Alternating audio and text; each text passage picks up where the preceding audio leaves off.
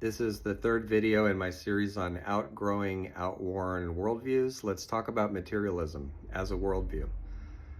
So it goes way back, at least as far as 6th century India. So there was a philosophical school at that time, the Charvak school. They were atheist materialists, and materialism has shown up in different forms throughout human history. A common factor is everything is reducible, all of reality, everything is reducible to some simple stuff. In the past, it was particles and atoms. Because of all the discoveries in physics down the decades, now we tend to talk more about quantum fields, less about particles. So the frame changes, the way of imagining the stuff changes, but it's still the idea that it's stuff.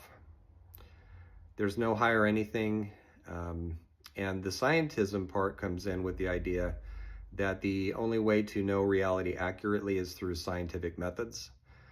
So scientism, here's the confusion. Scientism is this ideology. It's not the same as science, which is the method we use to study reality and perform checks on our possible biases. So a lot of people who have a materialist worldview and a scientistic worldview will say, I have a scientific worldview, when in reality it's an ideology rather than real science. So this worldview has a lot of blind spots. I'm just going to focus on a few important ones. And I want to mention one right up front, which is, and to some extent, this is a problem in science itself. So scientific methodology was created to study reality objectively, to eliminate subjective bias. And so we apply science in social studies, psychology, that kind of thing, personality studies. But sometimes we forget that the methodology was created to eliminate subjective bias. So we're trying to study subjectivity with something that eliminates subjectivity. This is one of the reasons why it's easier to study stuff than it is to study people. We run into this problem all the time. And it's one of the reasons we have qualitative research, which I've taught for 20 years.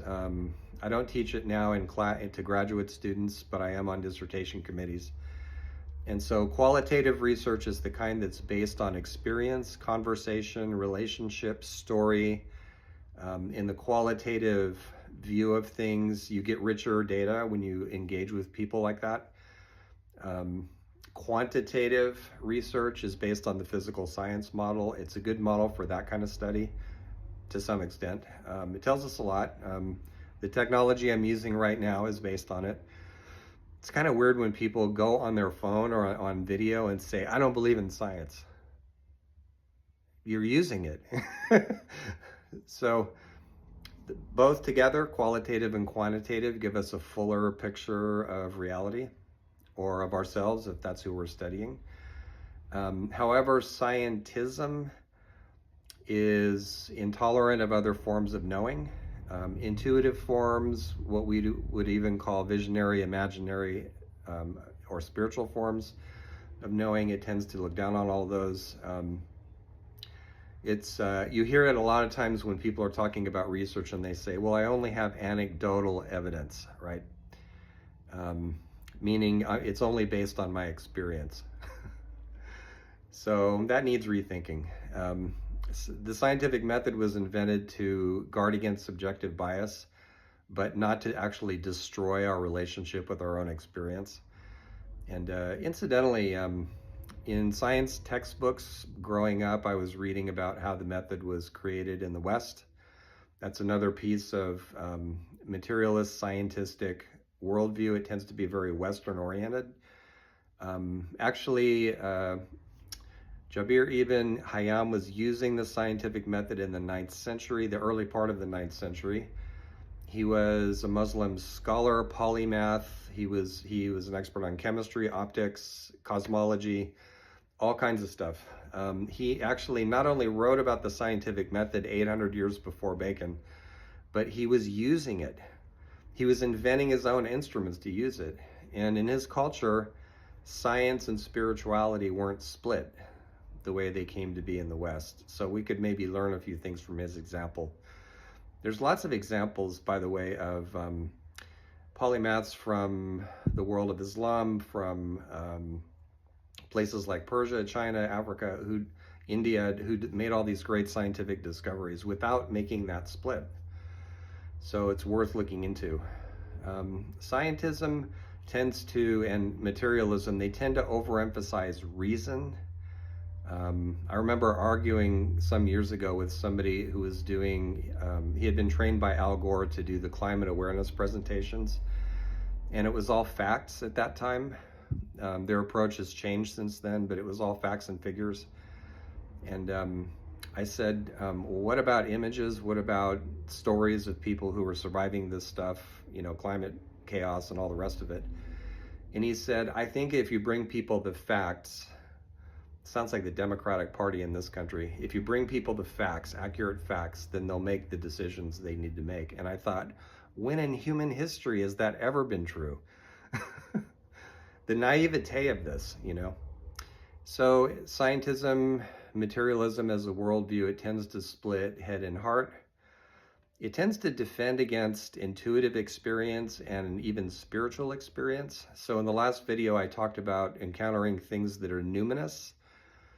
Numinous encounters as suddenly you have a feeling of awe and wonder that's transformative from the inside out. It changes your whole life. Sometimes it is actually overtly a spiritual experience. And so sometimes materialists will use their worldview to ward off those experiences. I've talked to a number who have actually said, I've never had an experience like that, which saddens me.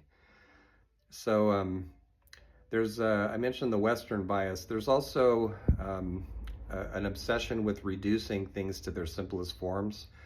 So in science itself, reductionism has often been useful, but when it becomes something that we obsess about, when it becomes part of our worldview, we can get in trouble with it. And it's kind of like, it's as though you would argue that Shakespeare's plays are only ink on paper. And here's the chemical composition of the paper, and here's the chemical composition of the ink. And yes, it is made of those things. And no, you haven't understood a word of what Shakespeare was trying to convey, right? Philosophers call that a category error. It's when you try to explain something over here in terms of something over there. You're doing apples and oranges. You're applying criteria that don't match.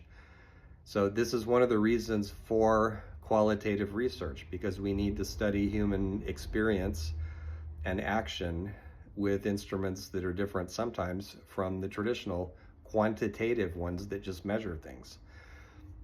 You ever notice, if you've read textbooks on psychology, how boring so many of them are?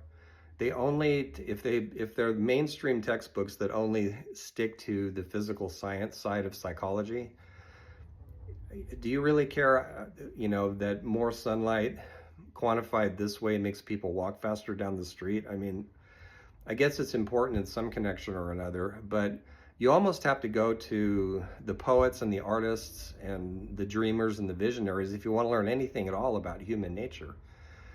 And that's a failing of the scientistic, materialistic worldview. And it's unnecessary. So I want to finish by giving you a book to read. Jeffrey Kripal wrote a really good book called The Flip, and it's full of accounts of really impressive and brilliant scientists who've made a real difference in the world, having spiritual experiences. And it's interesting how many of them are afraid to share them because they're worried about their career.